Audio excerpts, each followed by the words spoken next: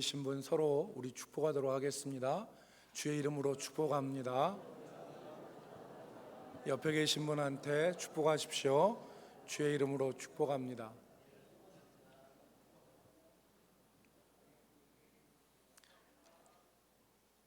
성경에 보면 예수님께서는 많은 비유를 하셨는데 그 비유는 대부분 이중적 의미를 지니고 있습니다. 표면적으로 나타나는 의미뿐만 아니라 그 이면에 숨어 있는 깊은 의미를 지니고 있는 경우가 많습니다. 예를 들어서 지난번에 우리가 나눈 씨 뿌리는 비유는 씨 뿌리는 사람이 4가지 땅에다가 씨를 뿌려서 어떤 것은 열매를 맺고 어떤 것은 그렇지 못했다는 단순한 이야기이지만 그 이면에는 말씀을 듣고 받아들이고 유지하는 태도에 따라서 엄청난 다른 결과가 나타난다는 것을 우리에게 보여주는 비유였습니다. 오늘 우리가 읽은 누가복음에 나오는 선한 사마리아인의 비유도 마찬가지입니다. 이 비유는 여러분이 잘 아시다시피 한 사마리아 사람의 선행을 강조하고 너희도 이렇게 선한 사람이 되어라 라는 교훈을 담은 것 같습니다. 표면적으로는 그렇죠. 그러나 이 비유를 문맥에 따라서 잘 살피면 거기에는 단순히 선한 사람이 되어라 라고 하는 메시지 이상이 담겨 있습니다. 그리고 그 메시지는 복음이, 진정한 복음이 무엇인가를 우리에게 깨닫게 합니다. 그래서 오늘 우리는 이 비유를 살펴보고 이 비유에 담긴 의미를 함께 나누어 보도록 하겠습니다. 첫 번째로 먼저 우리가 예수님께서 하신 이 선한 사마리아인의 비유를 살펴보자면 예수님은 유대인으로 추정되는 한 사람에 대해서 말씀하셨습니다. 이 사람은 예루살렘에서 여리고로 내려가다가 강도를 만났습니다. 그 당시 예루살렘은 해발 800m에, 지금도 마찬가지지만 800m의 위치에 있었던, 그리고 거기에는 성전이 있는 이스라엘의 수도였습니다. 그런데 여리고는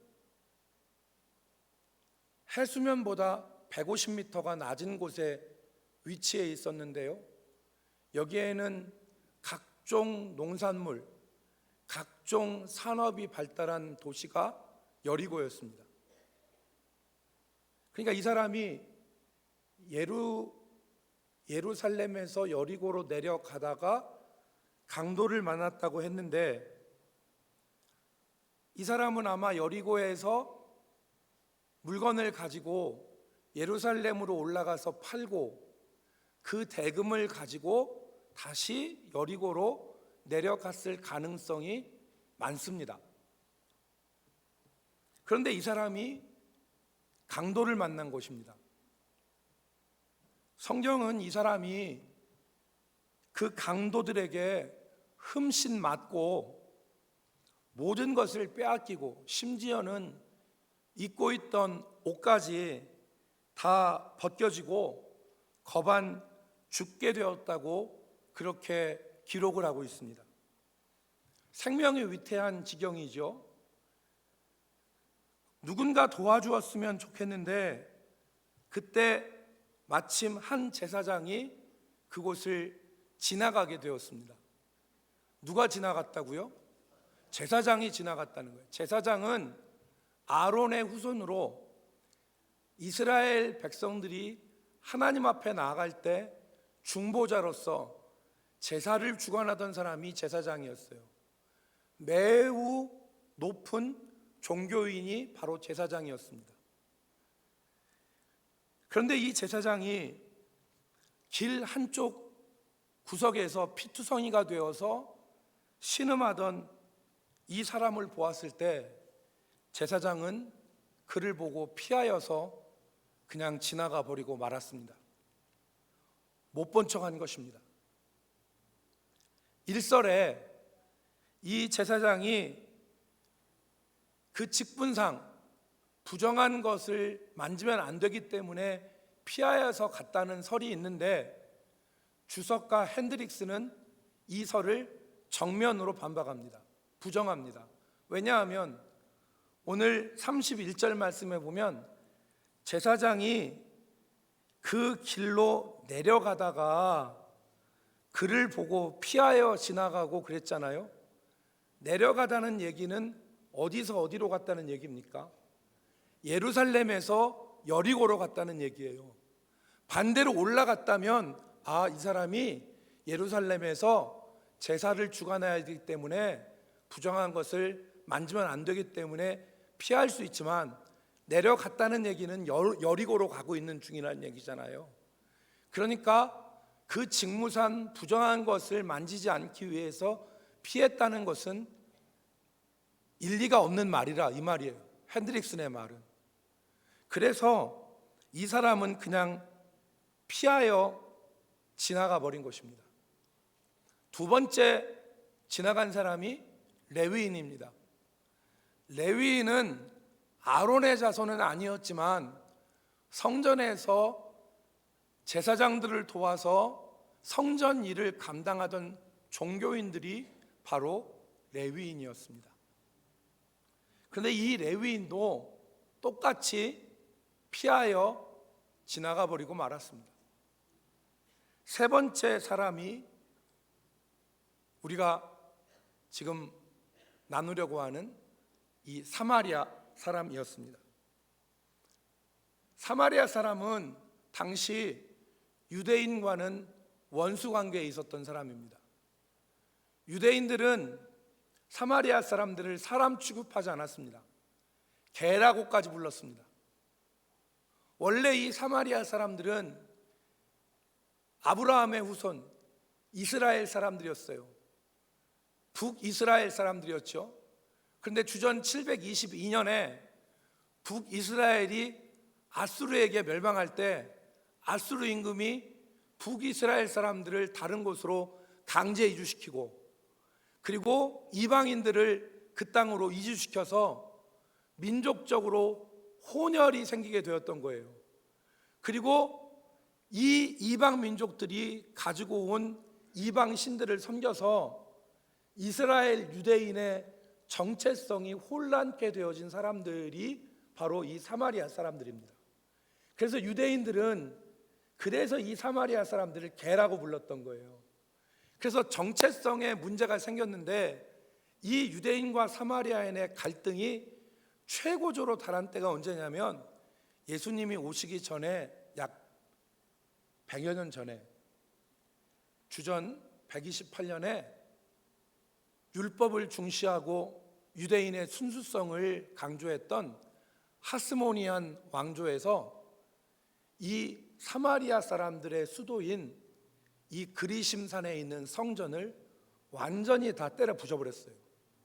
그리고 사마리아 사람들 일부를 다 몰살시켜 버립니다. 그러니까 사마리아 사람들은 유대인들에 대해서 분기가 있었던 것이죠. 그런 상황 가운데 지금 있던 누가 지나가고 있어요? 사마리아 사람이.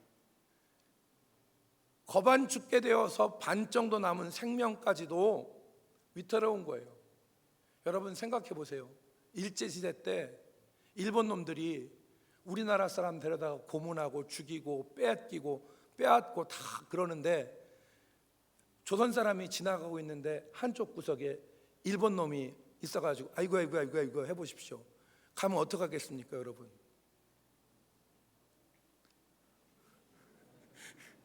대답을 안 하십니다. 우리 남북교회 교인들은 다 그 일본 사람 도와주지. 아이고 막 편찮으시냐고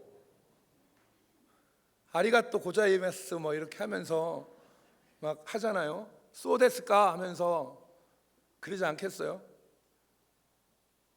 그런데 어떻게 하겠어요? 다른 교회 교인 같으면 요 쪽발이 새끼 이거 한번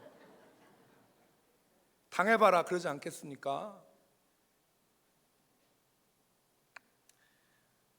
그런데 오늘 이 사마리아 사람이 34절에 보니까 그 사람을 불쌍히 여겼다 그랬어요.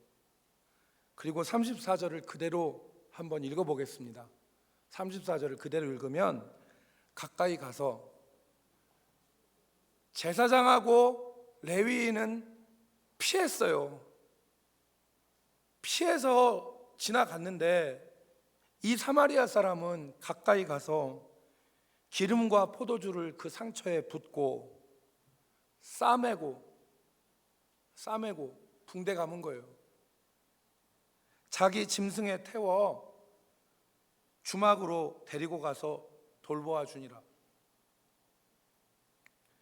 주막이라고 하는 곳은 오늘날 병원과 같은 곳이죠. 쉴 수 있는 곳. 그곳에 데려가서 보살폈어요. 돌보아 주었다는 얘기는 치료하다, 돌보다 그런 뜻입니다.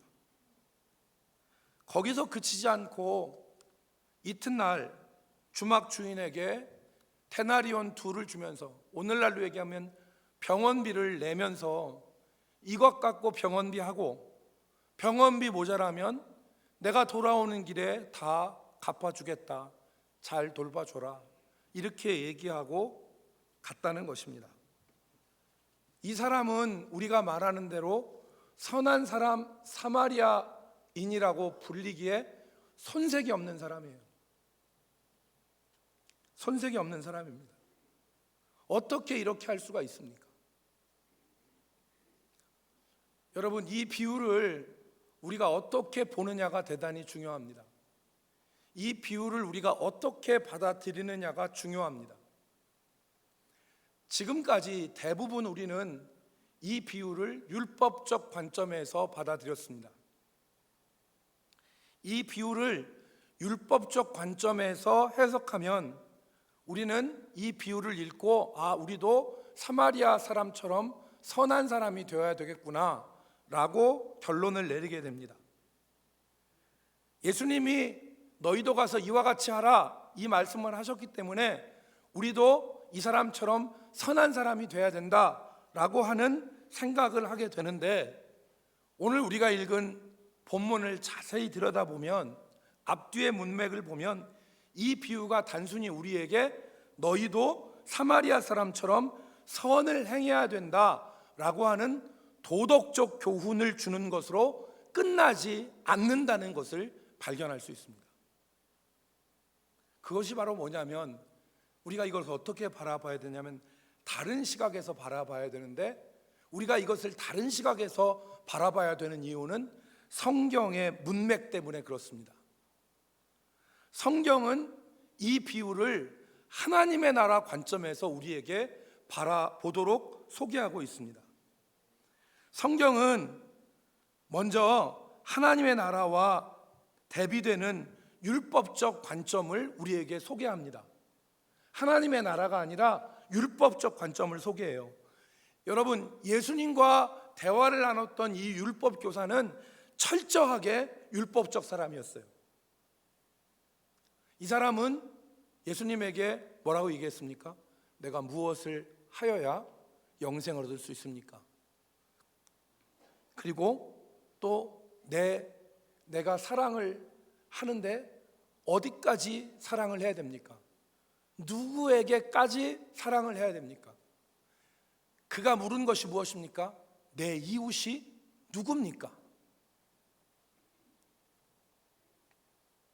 성경은 이 율법 교사가 얼마나 율법적인가를 우리에게 보여주는데 두 가지를 통해서 우리에게 보여줍니다. 첫 번째는 25절에 이 사람이 예수님을 시험하여 물었다고 그랬습니다. 25절, 어떤 율법 교사가 일어나 예수를 시험하여 이르되 선생님, 내가 무엇을 하여야 영생을 얻으리이까? 여기 시험하다는 말은 옳은지 그른지를 테스트한다는 얘기입니다. 예수의 말이 옳은지 그른지를 테스트한 거예요. 그러기 위해서 질문한 것입니다.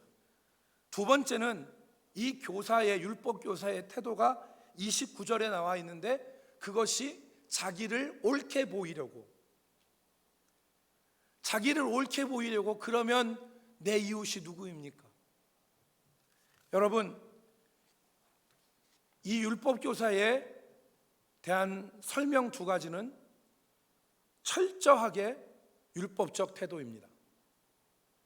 사람이 율법에 매이게 되면 누가 옳다 그르다 하는 것을 따지게 돼 있고, 율법적 세계에서의 결론은 전부 어디로 귀결되냐면 자기가 의롭다는 것을 주장하는데 율법적인 모든 결론이 귀결됩니다. 여러분, 율법의 논쟁이 무슨 논쟁입니까? 누가 옳으냐, 누가 그르냐예요.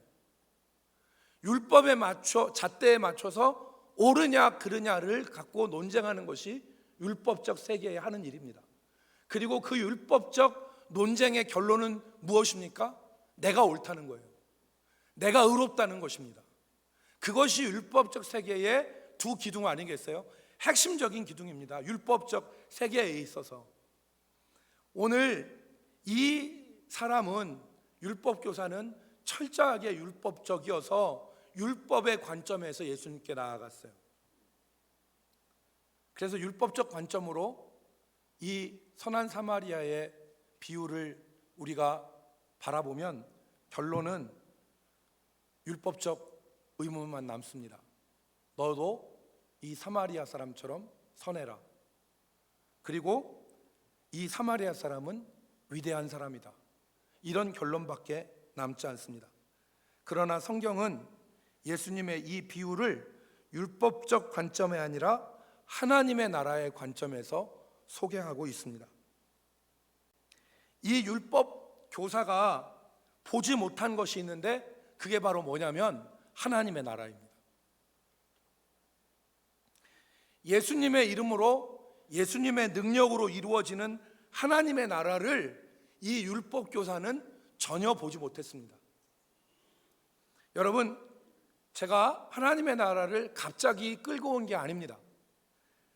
오늘 이 비유가 나오는 누가복음 10장 1절에 보면 예수님께서 하나님의 나라에 대해서 말씀하시는 것을 우리가 확인할 수 있습니다.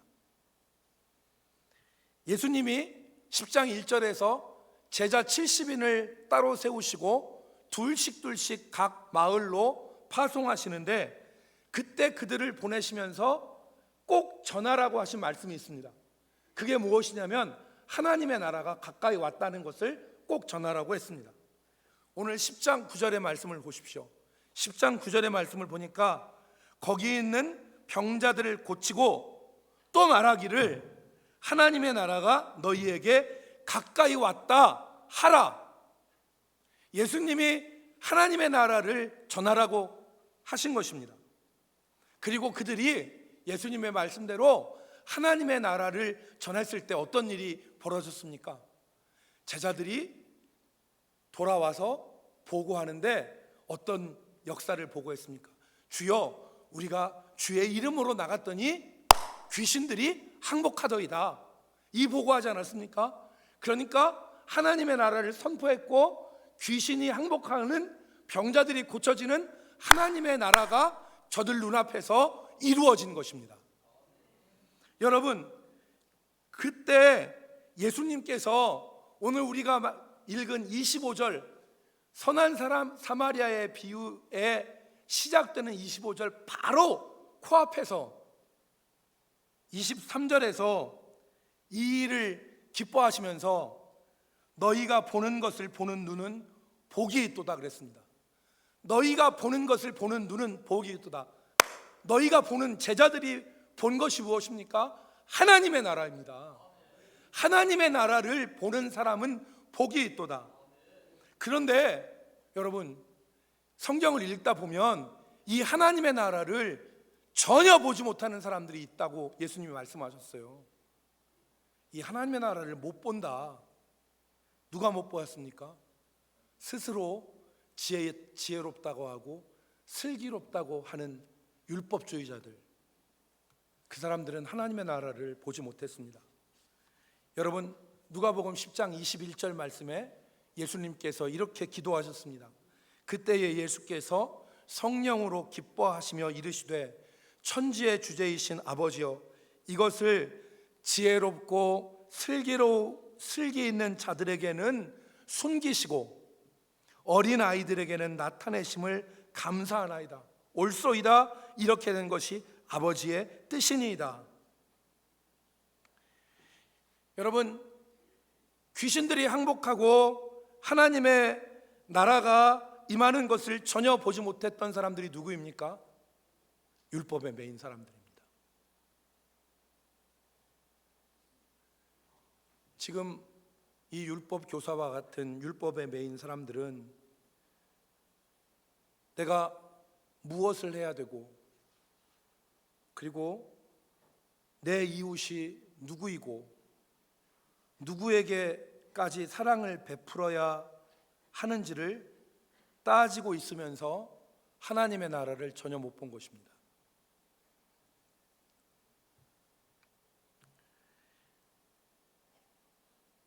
당시 유대인들은 자신의 이웃을 자기와 같은 민족, 자기와 같은 종교, 자기와 같은 지역에 있는 사람들을 이웃이라고 생각했습니다.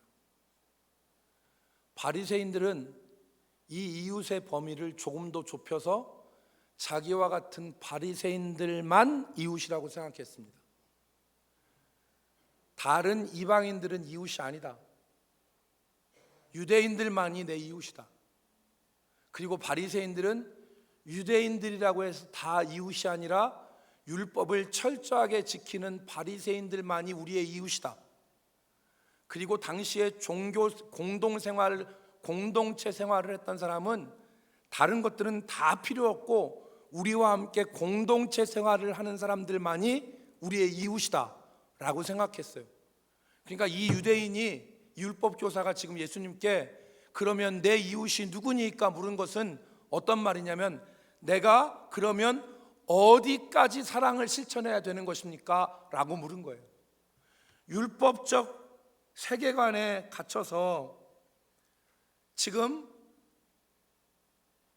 자기의 이웃이 누구고 내가 어디까지 사랑을 실천해야 되는 것입니까를 따지고 있던 이 율법 교사는 하나님의 나라를 전혀 보지 못했죠.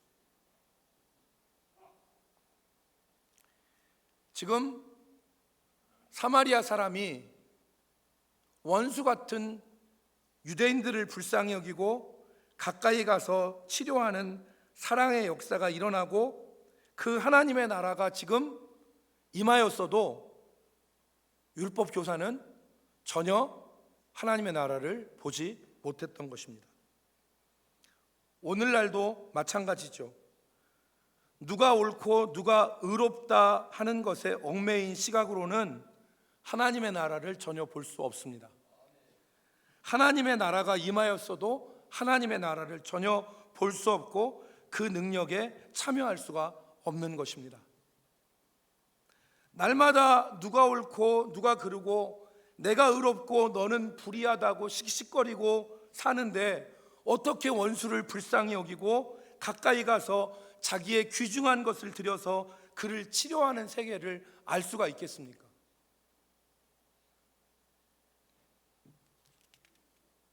사랑하는 성도 여러분, 이 선한 사마리아 사람이 누구입니까? 이 예수님 말씀하신 선한 사마리아 사람이 누구입니까? 바로 예수님 자신입니다. 유대인들에게는 배척당하고 부정하게 취급당하셨지만 강도 만나 신음하면서 죽어가는 인간 영혼을 불쌍히 여기셔서 가까이 오시고 자신의 생명을 던져서 살리신 예수님이 바로 선한 사마리아 사람입니다. 그래서 오늘 너도 가서 이와 같이 되라는 말씀은 내 이웃이 어디까지이고 내가 어디까지 사랑을 전하고 내가 옳고 그르고 하는 율법적 세계관에서 벗어나서 지금 예수의 이름과 예수의 능력으로 이루어지는 하나님의 나라에 너도 동참하여 살라는 것입니다. 그렇게 하나님의 나라의 사람으로 살라는 것이죠.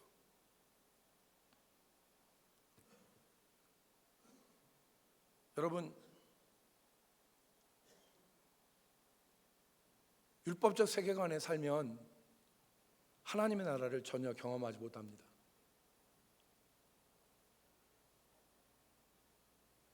이 유대인 율법 교사는 내 이웃이 누구입니까? 즉 이 말은 내가 어디까지 사랑을 해야 됩니까? 라는 물음이거든요. 이걸 우리의 생활에 적용을 시키면 이 얘기입니다. 내가 헌금을 하는데 얼마까지 헌금을 해야 됩니까? 그런 얘기죠. 헌금을 하는데 헌금을 이만큼 하면 사람들이 내가 헌금을 적게 한다고 나에게 이상한 시선을 보내겠지. 그래서 내가 얼마만큼까지 헌금하면은 욕을 먹지 않겠습니까? 라고 생각하면서 헌금하는 것은 똑같은 율법적 세계관에서 하는 거예요. 내가 어디까지 누구에게까지 사랑을 전하면 됩니까? 라는 것은 율법적 세계관이죠. 내가 얼마만큼까지 헌금해야 교회에서 욕을 먹지 않겠습니까? 라는 것을 가지고 헌금하는 것과 똑같은 얘기예요. 그렇지만 그런 사람은 헌금하는 기쁨과 하나님의 나라를 전혀 볼 수 없죠. 왜? 헌금은 어떻게 하는 것이기 때문에 하나님이 주신 사랑과 은혜에 감사하여 내가 내 것을 쏟아붓는 것 아니겠어요? 내가 내 물질, 하나님이 내게 주신 은혜가 너무 크기 때문에 하나님, 다른 사람 볼 것 없어요. 내가 주님을 바라보고 주님의 은혜에 감사해서 내가 내 자신과 같은 이 물질을 주님께 드립니다. 그래서 드릴 때 그 사람이 헌금의 기쁨, 그리고 헌금을 드림으로 인하여서 하나님께서 역사하시는 하나님의 나라를 경험할 수가 있는 것입니다. 바로 지금 그 얘기예요. 그래서 마지막으로 네 번째, 가서 이와 같이 하라는 말씀을 우리가 어떻게 실천해야 되느냐? 이것은 단순히 도덕적으로 착한 사람이 되라는 말씀이 아니에요. 도덕적으로 율법적인 관점에서 우리는 이 사람과 같이 절대 못합니다. 우리 자연인이 어떻게 이 선한 사마리아인처럼 행동할 수 있습니까? 레위인과 제사장이 나쁜 놈이라고 우리가 얘기하지만 어떻게 지나칠 수 있어? 그렇게 얘기하지만 레위인과 제사장의 모습이 우리의 모습이에요. 우리가 힘들고 부담되고 어려운 사람 우리 피하고 싶습니다. 그게 우리의 본심이에요. 우리가 언제 율법적 세계에서 언제 선을 행합니까? 나와 관계되는 사람, 내가 이거 안 하면 욕먹을 대상, 부모님 안 모시고 부모님 방치하면 저 불효자식 욕먹으니까 부모님 모시고, 내가 가족 안 돌보면 나쁜 사람이라고 하니까 가족 돌보고, 이런 체계 안에서 우리가 선을 행하고 살지 않아요? 제가 물론 죄송합니다. 그러시지 않은 분들도 많이 계시지만 율법적 세계관에서 사람의 선행은 나와 관계되고 내가 요거 안 먹고 내가 이것을 함으로 득을 얻을 사람들, 그런 대상에게 선을 행해요. 우리가 어떤 사람한테 선대합니까? 어떤 사람에게 잘 대합니까? 나에게 칭찬해주고 나에게 도움을 주고 나에게 칭찬해주고 나에게 좋은 것을 주는 사람에게 우리는 선대하게 돼 있어요. 거꾸로 뒤집어서 나를 핍박하고 나를 박해하고 나를 힘들게 하고 나를 어렵게 하는 사람에게 우리가 선대합니까? 자연적으로는 절대 그럴 수 없습니다. 예수님이 산상 복음에서 우리의 심정을 정확하게 드러내셨잖아요. 마태복음 5장에서 예수님께서 뭐라고 하셨습니까? 마태복음 5장 46절, 너희가 너희를 사랑하는 자를 사랑하면 무슨 상이 있으리요? 세리도 이같이 아니하느냐? 또 너희가 너희 형제에게만 무난하면 남보다 더하는 것이 무엇이냐? 이방인들도 이같이 아니하느냐? 자기에게 선하게 대하는 사람, 자기에게 관계 있는 사람들에게만 우리가 선을 행하지 않느냐, 그 말입니다.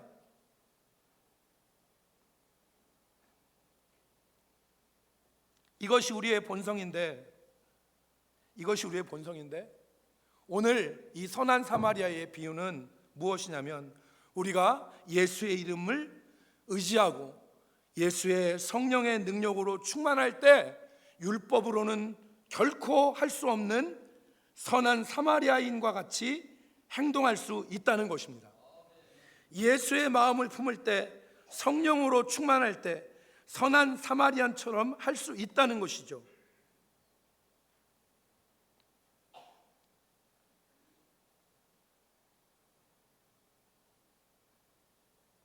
시금치도 부담돼서 안 먹는 여인들이 어떻게 시월드를 사랑할 수 있습니까?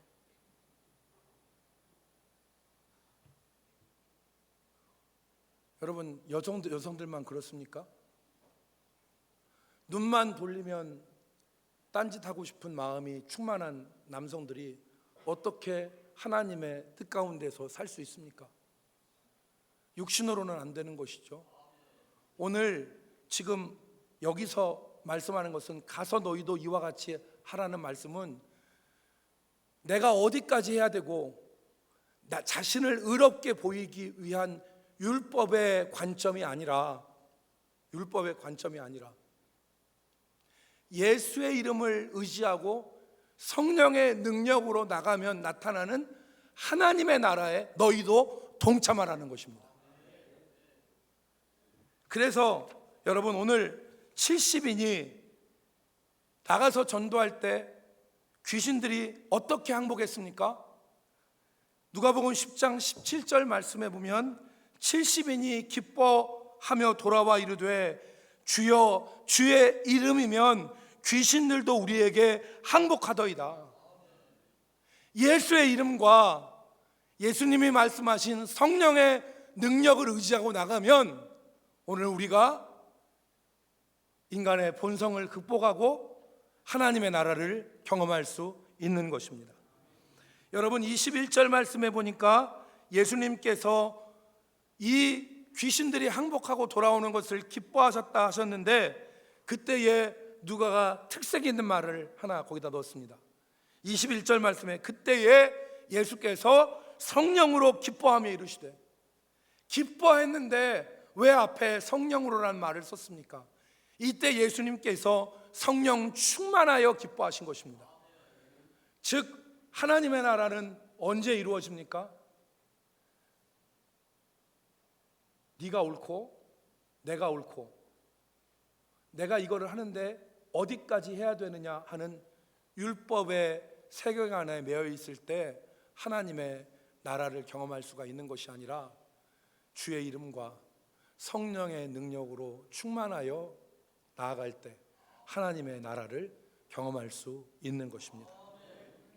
사랑하는 성도 여러분, 율법적 잣대를 내려놓고 주의 이름으로 성령의 능력을 힘입어서 나아가기를 주의 이름으로 축복합니다. 이것이 사마리아인의 비유를 통해서 오늘 예수님이 하시고자 하신 것입니다. 예수님은 단순히 도덕적으로 너도 사마리아 사람과 같이 착하게 살아라 이 말씀을 하시는 것이 아니라 예수의 이름과 성령의 능력을 힘입어 나가면 하나님의 나라를 경험할 수 있는데, 오늘 너도 이 하나님의 나라에 동참하여 살아가라는 것입니다. 다시 주의 이름을 붙잡으십시오. 다시 성령의 능력을 의지하십시오. 다시 주의 이름 붙잡아야 돼요. 오늘 우리가 내 힘 의지하고 내 계산과 내 생각대로 살아가면 율법의 세계에서 벗어날 수 없습니다. 네가 잘하고 내가 잘못하고, 네가 옳고 내가 그르고, 내가 하는데 여기까지는 내가 하고 그 이상은 내가 못하고 하는 그 세계관으로는 결단코 하나님의 나라를 경험할 수 없습니다. 다시 주의 이름을 붙잡고 다시 주의 성령을 의지하면 하나님의 나라는 경험될 수 있는 것입니다. 오늘 주님이 그것을 말씀하시는 것입니다. 나의 도움이 필요한 사람을 어떻게 자연인 우리가 외면하여 피하지 않을 수 있습니까? 어떻게 내가 감정이 상한 사람이 내 앞에 왔을 때 따뜻한 얼굴로 그 사람을 볼 수 있습니까? 어떻게 관계가 힘들어지고 불편해진 사람이 내게 왔을 때 그 사람의 손을 붙잡을 수 있습니까? 네가 잘하고 네가 옳고 내가 옳고 하는 그 율법적 관점으로, 그리고 내가 하는데 어디까지 해야 되냐고 하는 율법적인 한계를 정하는 것으로는 하나님의 나라를 경험할 수 없습니다. 너도 가서 이와 같이 하라는 말씀은 단순히 도덕적 권면이 아니라 예수의 이름과 예수의 능력을 덧입은 하나님의 나라에 동참하라는 말씀입니다. 여러분, 나의 의를 나타내고자 하는 율법적인 세계에서 벗어나서 예수의 이름과 예수의 능력을 의지하는 사마리아 사람처럼, 그리고 예수님처럼 살아가는 삶이 되어지기를 주의 이름으로 축복합니다. 기도하겠습니다. 거룩하신 하나님, 가서 너도 이와 같이 하라는 말씀이 단순히 도덕적인 말씀이 아니라 예수의 이름과 성령의 능력을 의지하는 하나님의 나라에 동참하라는 주의 말씀인 것을 기억하여 오늘 우리가 우리 자신을 버리고 율법적 잣대를 내려놓고 주의 이름 다시 의지하게 하여 주시옵소서.